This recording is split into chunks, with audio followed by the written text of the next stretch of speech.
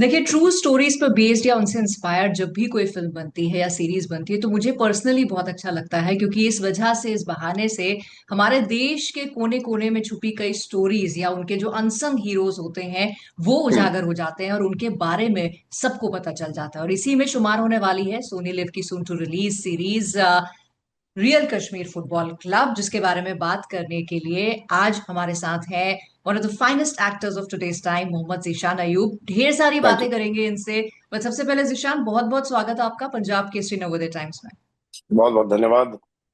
और इतना अच्छा आपने इंट्रोडक्शन दिया शो के लिए, और जिस तरह से आप देखती हैं कि शोज क्या बात कर रहे हैं, उसके लिए बहुत बहुत शुक्रिया।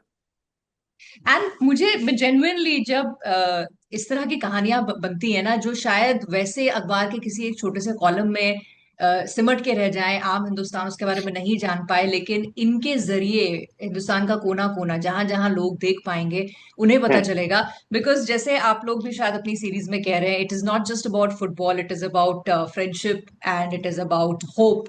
तो मुझे थोड़ा सा और बताइए कि मैं एज एन ऑडियंस सिर्फ अगर पूछूं, नॉट एज ए जर्नलिस्ट, मैं क्या उम्मीद लेके देखूं। आई थिंक जैसा आपने बोला कि ये अलग अलग जगह से अलग अलग हीरोज की कहानियां जो है हमारे सामने आती हैं। फिर फुटबॉल उसमें होना, मतलब ये जब मेरे पास आई भी थी सीरीज, तो मेरे लिए क्यों एक्साइटिंग था, क्योंकि फुटबॉल आई थिंक एक वैसा स्पोर्ट है जिसमें बहुत ज्यादा स्पोर्ट्समैनशिप और बहुत ज्यादा टीम वर्क चाहिए होता है। सो फुटबॉल के बारे में अगर कोई भी चीज है तो ऑटोमेटिकली ना कहीं वो एक फ्रेंडशिप के बारे में तो पक्का ही हो जाती है, क्योंकि एक कमराडरी आपको चाहिए होती है प्लेयर्स के बीच में, वो हमेशा रहता है। तो उसके साथ जो है किस तरह से दोस्तियां होती हैं, because it is based in Kashmir. तो उस तौर पे भी कि अलग अलग तबके के लोग कैसे मिलते हैं। And this was the first professional football club जो कश्मीर से निकला था। तो उससे भी बहुत ज्यादा फर्क पड़ता है। तो लोग रेडी नहीं थे, लोग उस तरह से ना तैयार नहीं थे, जो हमें भी शो के दौरान हमें कहानी पता चली कि उस तरह से लोग तैयार नहीं थे कि जिस तरह से किसी भी जगह पे होता है कि डिफरेंसेस होते हैं ओपिनियन के, और बिल्कुल। क्लास का डिफरेंस रहता है, तो उसकी वजह से जो है और बहुत सारे फैक्टर्स जो है वो प्ले में आते हैं। आई थिंक उसको लेके जिस तरह से ये शो आगे बढ़ता है, और क्या एक जर्नी है ये।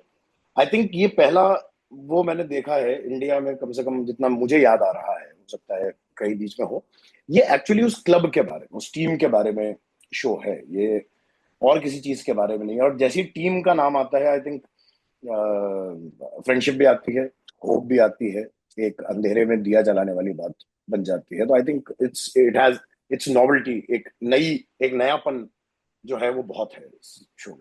बिल्कुल बिल्कुल। अच्छा, एज एन ऑडियंस, क्योंकि हमारे पास देखने के लिए इतना कुछ है, इस सीरीज को भी देखने की हमारी एक वजह होगी। हो सकता है किसी को फुटबॉल पसंद है, हो सकता है मेरी तरह रियल स्टोरीज किसी को पसंद है, हो सकता है कश्मीर एज अ टॉपिक कि भाई इस पे अब क्या आया है वो पसंद है। As an hmm. Actor Zeeshan, जब भी आप कोई प्रोजेक्ट चूज करते हैं, आई एम श्योर आपकी भी अपने रीजंस होते होंगे उसका हिस्सा बनने की। इसके हिस्सा बनने के सबसे बड़ा रीजन क्या रहा?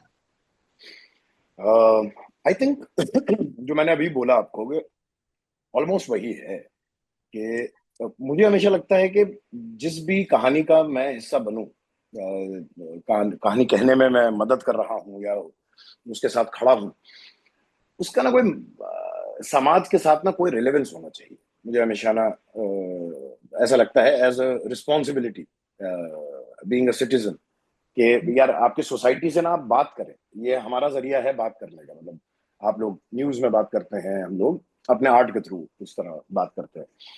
तो वही मेरा सबसे बड़ा रीजन था, अगर मैं बोलूँ तो, कि मैंने कहानी सुनी इसमें भी, और कुछ भी मैं अगर पढ़ता हूँ कि अच्छा भाई सबसे पहली चीज आती है कहानी क्या है, हम्म। आप कह क्या रहे हैं।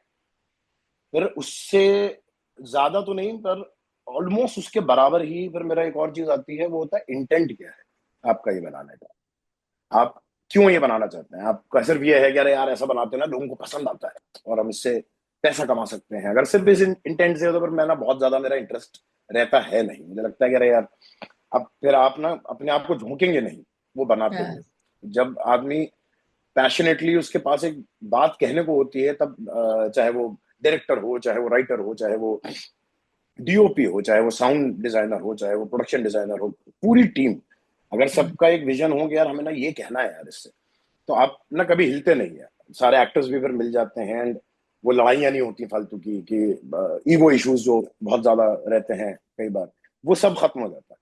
तो बड़ा अच्छा बिल्कुल। माहौल रहता है वो करने का। फिर मेरे लिए उसके बाद आती है जो चीज, वो है कैरेक्टर। अच्छा, पर मैं इसमें क्या किरदार कर रहा हूँ, वो किरदार किस तरह से बात करेगा, उसका क्या है, वो इस शो के साथ या इस फिल्म के साथ कुछ जस्टिस कर रहा है क्या, उसके आने से इस कहानी को बढ़ावा मिल रहा है, ताकि अगर मैं किसी चीज को अपना वक्त दे रहा हूँ, तो ऐसा होना चाहिए कि भाई जब मैं वो कहानी कहना चाहता था, तो ऐसा ना हो कि भाई वो कहानी में आप तो पीछे खड़े थे, आपका तो कोई मतलब ही नहीं था उस कहानी से। तो ये ना हो, आदमी बोले कि हाँ यार आपने भी उस कहानी को पहुंचाने में मदद की। तो आई थिंक ये तीन सबसे इंपॉर्टेंट चीजें होती हैं, बाकी तो फिर फैक्टर्स बढ़ते जाते हैं कि अच्छा और बिल्कुल। कौन लोग हैं, किस तरह बिल्कुल। से आप बना रहे हैं जी। अच्छा, रियल कश्मीर फुटबॉल क्लब की कहानी तो कमोबेश हम समझ ही गए हैं, जितना भी ट्रेलर से हमने देखा है, थोड़ा बहुत जो आर्टिकल्स में पढ़ा है। अब जो किरदार है आपका, उसका थोड़ा सा आप खुलासा कीजिए, किस तरह का किरदार है, कौन है?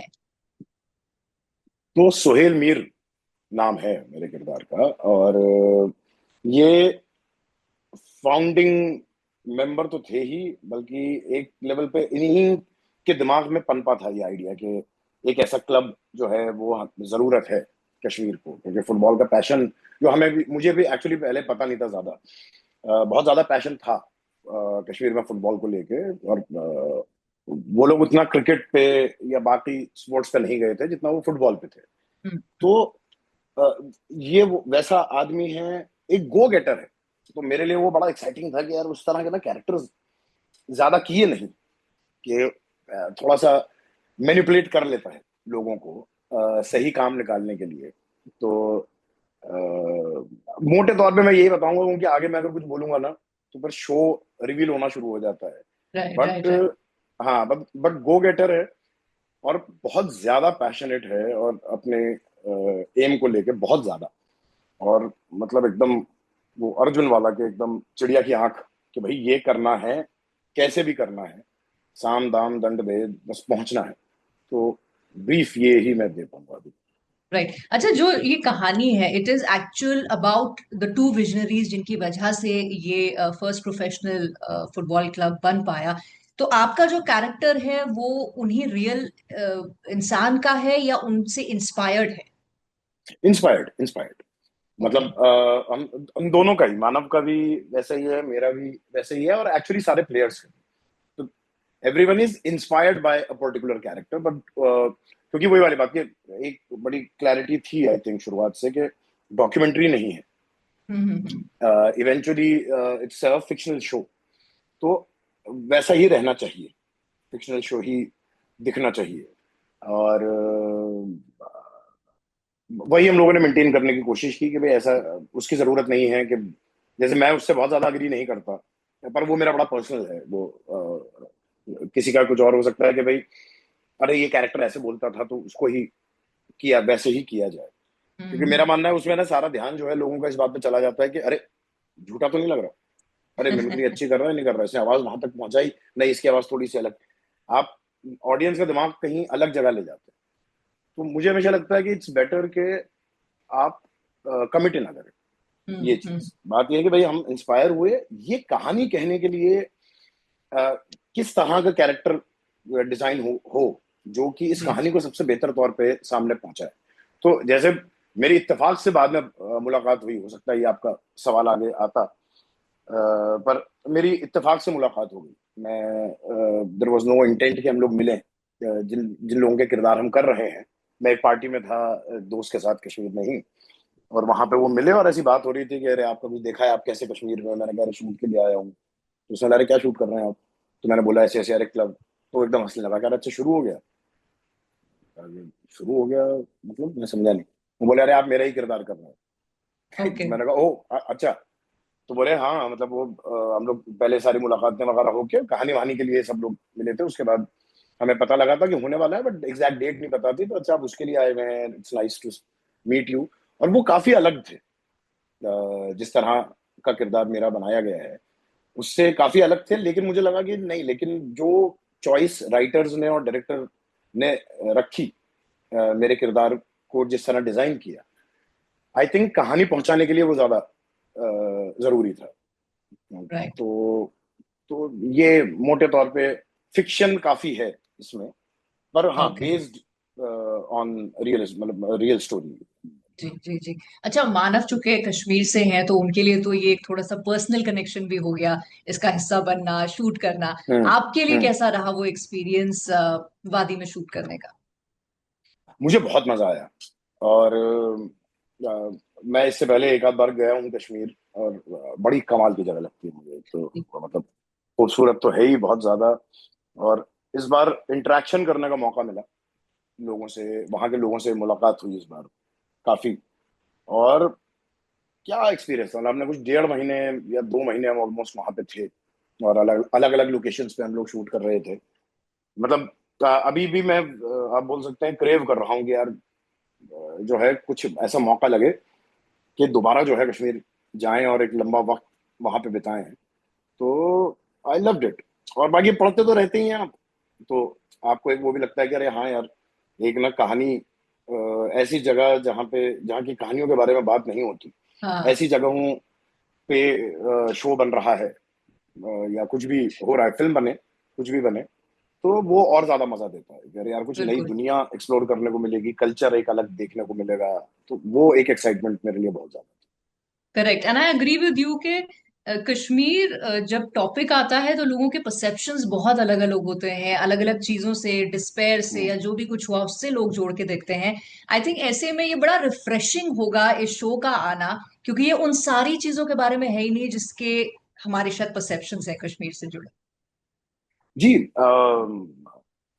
आई थिंक वो एक बहुत इंपॉर्टेंट चीज थी जिसने मुझे अट्रैक्ट किया था इस कहानी की तरफ, इस शो की तरफ।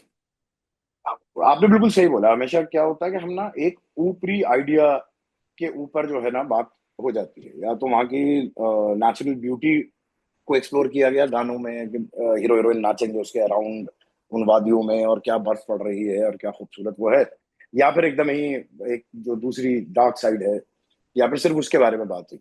मुझे हमेशा क्यूरियोसिटी रहती है कहीं पे भी, मतलब it's not just about Kashmir for that matter, कि वहां के लोग क्या कर रहे थे, वहां का आम आदमी जो है वो कैसे जिंदगी बिताता है, उसका उसका क्या चल रहा है। मुझे हमेशा इस बात से बहुत एक्साइटमेंट रहती है कि आम आदमी क्या कर रहा है। ऐसे मैं कहीं अगर जाता भी हूँ, अगर आपको एग्जांपल दूं तो मुझे टूरिस्ट स्पॉट्स पे जाना पसंद नहीं है। आई थिंक वो सम अप कर देगी मेरी ये बात इसको, कि मुझे टूरिस्ट स्पॉट में लगता है कि अरे भाई वहां पे ना बहुत ज्यादा प्रिटेंस है, बाहर वालों को क्या अच्छा लग सकता है क्या नहीं लग सकता, इस तौर पे ना वो डिजाइन होता है, कि यहाँ पे जाओ देखो ये ऐसा है वो वैसा है, गोंडोला में बैठो। और मुझे हमेशा वहां पे अच्छा लगता है कि जाओ और जाके वहां के लोकल स्टॉल्स पे खाना खाओ, किसी लोकल कॉफी शॉप में बैठो, हम्म। तब आप उस शहर को, उस गांव को, वो कुछ भी हो सकता है, उसको आप तब समझते हैं। जी और सेम मुझे लगता है जब हम कहानियां कहने उतरते हैं जी किसी शहर की या किसी इलाके की, वो जी। इलाका अगर आप जिंदा कर पाए लोगों के जहन में, अगर लोगों को ये लग पाए, क्योंकि मैंने वो चीजें कभी नहीं देखी थी जिन गलियों में शूट हुआ, जिन जगहों पे, और आम आदमी कैसे जिंदगी बिता रहा है, उसने किस तरह की दुकान लगाई हुई है, उसकी दुकान कैसे चलती है, क्या चलती है, बहुत बहुत अलग तौर पे। तो असल correct. Kashmir, actually real Kashmir, सिर्फ फुटबॉल क्लब नहीं है मेरे लिए। हम्म। रियल कश्मीर भी आपको इसमें देखने को मिलेगा कि अगर आप कश्मीर जाएंगे तो आप क्या एक्सपेक्ट कर सकते हैं वहां पे, कैसे लोग मिलेंगे आपको। ट्रू ट्रू ट्रू, एंड वही बहुत इंटरेस्टिंग बात है कि हम फुटबॉल की कहानी तो सुनेंगे ही, देखेंगे ही इसमें, लेकिन रियल कश्मीर, ये जो पहले दो वर्ड्स आए हैं, आई थिंक ये ज्यादा एम्फोसिस है हमें थोड़ा इंसाइट ले जाने के लिए कि भाई ये हमारे हिंदुस्तान का खूबसूरत जो ताज है, यहाँ के लोग जी। कैसे हैं और ये किस तरह की सोच रखते हैं। So thank you ji. So much to you and the makers इस तरह की सीरीज लाने के लिए। Zeeshan, wishing you all the luck इसकी सुपर सक्सेस के थैंक लिए यू और सो मच। फ्यूचर में जो भी आप काम करें इंशाल्लाह। And thank you so much मुझसे बात करने के लिए। Thank you so much. Thank you. Pleasure thank you. Talking.